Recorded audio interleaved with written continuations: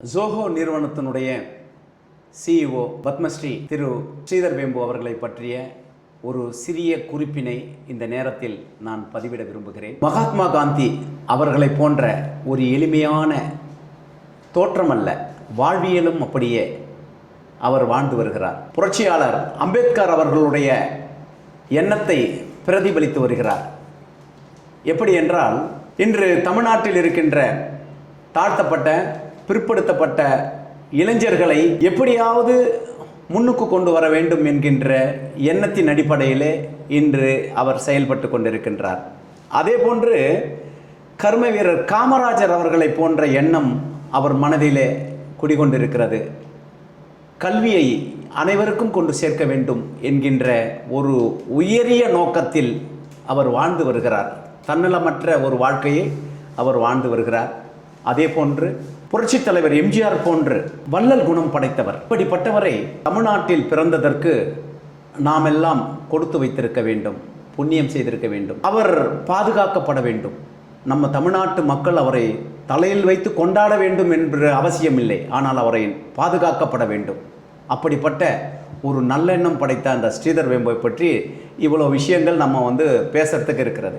பறையர் பேரின மக்களினுடைய வாழ்வாதாரத்தை வளமாக்கவும், அவர்களுடைய வாழ்வு செம்மைப்படுத்தவும், அவர்களை பொருளாதார ரீதியாக முன்னுக்கு கொண்டு வரவும் சுயசார்பு பொருளாதார திட்டத்தை அவர்கள் மனதிலே விதைத்து அவர்களை சுயமாக பொருளாதாரத்தில் முன்னேற செய்ய வேண்டி பல வகையிலே அவர்களுக்கு உதவிகளை செய்து கொண்டிருக்கிறார் ஸ்ரீதர் வேம்பு அவர்கள். இப்படிப்பட்டவர், நான் முன்பே சொல்லிவிட்டேன், அவர் இந்தியாவினுடைய வரப்பிரசாதம், தமிழகத்தின் பொக்கிஷம். அதாவது தமிழர்கள் தலையில் வைத்து கொண்டாட வேண்டிய நபர் அவர். தமிழ்நாட்டு மக்களுக்கு பெருமை.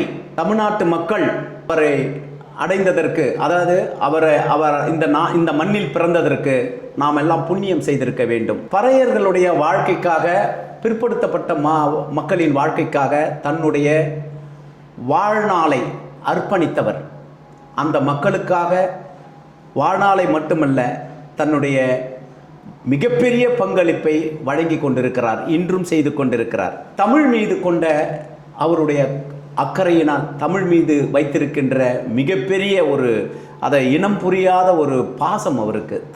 தமிழர்கள் என்றாவே அவர்களுக்கு ஒரு பாசம். தமிழ் கலாச்சாரம், தமிழ் பண்பாடு, நாகரிகம், இதை அத்தனையுமே மீட்டுருவாக்கம் செய்து கொண்டிருக்கிறார். இந்த தமிழ்நாட்டிலே அவர் பண்டைய கலாச்சாரத்தில் எடுத்துக்கொண்டு தமிழை அதாவது பாதுகாக்க வேண்டும் என்கின்ற எண்ணத்திலே இன்று அதற்காக மெனக்கொட்டு இன்னைக்கு நிறைய விஷயங்களை செய்து கொண்டிருக்கிறார் ஸ்ரீதர் வேம்பு அவர்கள்.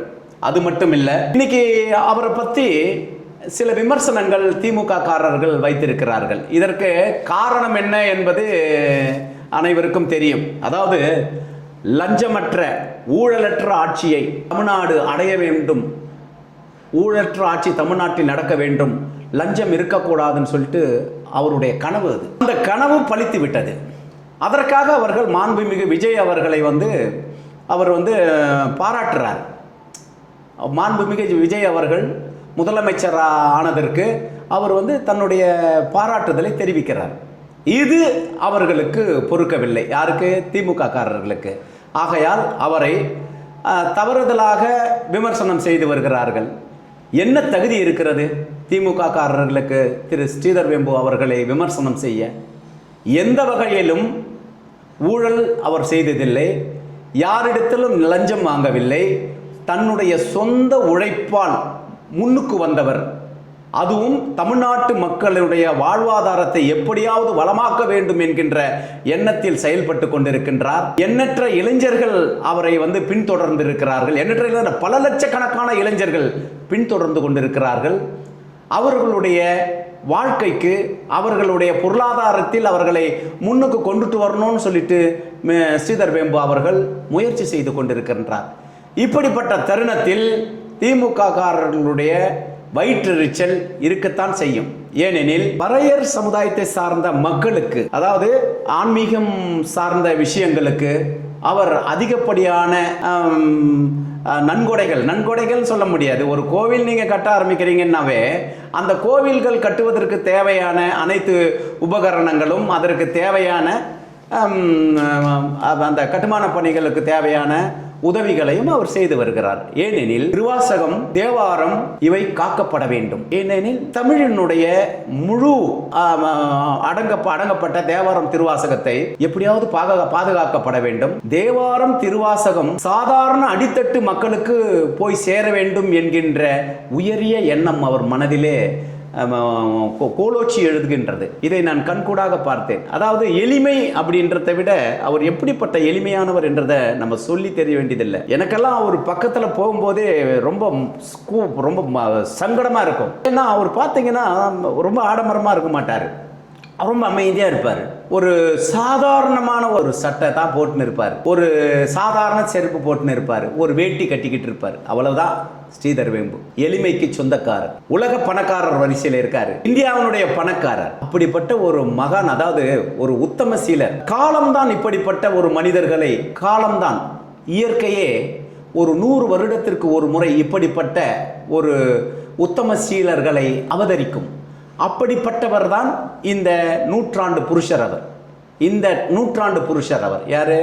நம்ம ஐயா ஸ்ரீதர் வேம்பு அவர்கள். இந்த நூற்றாண்டில் நமக்கு கிடைத்த பொக்கிஷம், நாம் அவரை பாதுகாக்க வேண்டும். இப்படிப்பட்ட ஒரு சூழல்ல இன்றைய அரசியலுக்கு அப்பாற்பட்டு, அதாவது அரசியலுக்கு அப்பாற்பட்டு அவர் அதாவது முறையான பல்கலைக்கழக கல்விக்கு மாற்றாக கிராமப்புற மாணவர்களுக்கு தொழில்சார் மென்பொருள் மேம்பாடு கல்வியை அவர் 2004ஆம் வருஷம் துவங்கினார். பள்ளிகள் துவங்கப்பட்டு இன்று நடந்து கொண்டிருக்கிறது.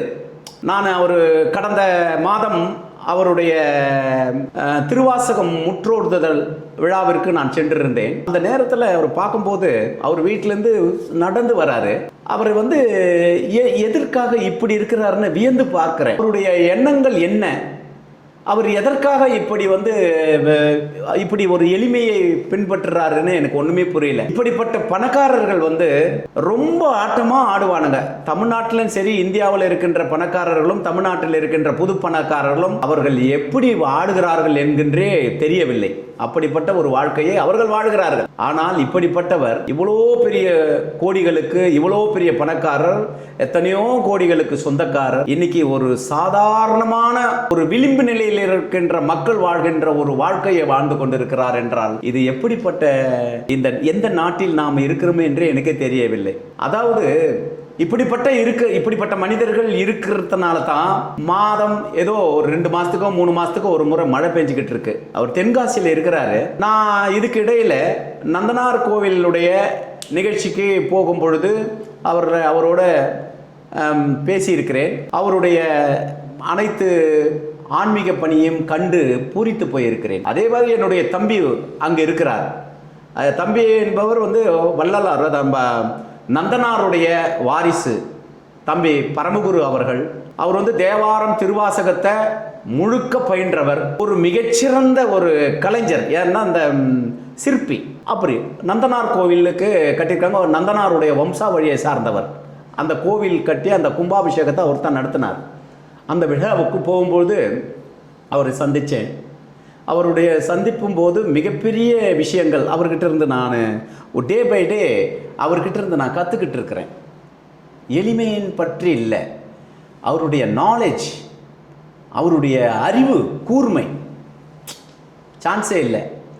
அப்படிப்பட்ட மனிதர்கள் வாழுகின்ற இந்த நாட்டில் நாமும் அவர்களோடு வாழ்கிறோமே என்று நான் பெருமைப்படுகிறேன். ஸ்ரீதர் வேம்பு அவர்கள் பல நூறாண்டுகள் வாழ வேண்டும், பல நூற்றாண்டுகள் அவர் புகழ் நிலைக்க வேண்டும் என்பதை கூறி விடைபெறுகிறேன். நன்றி, வணக்கம்.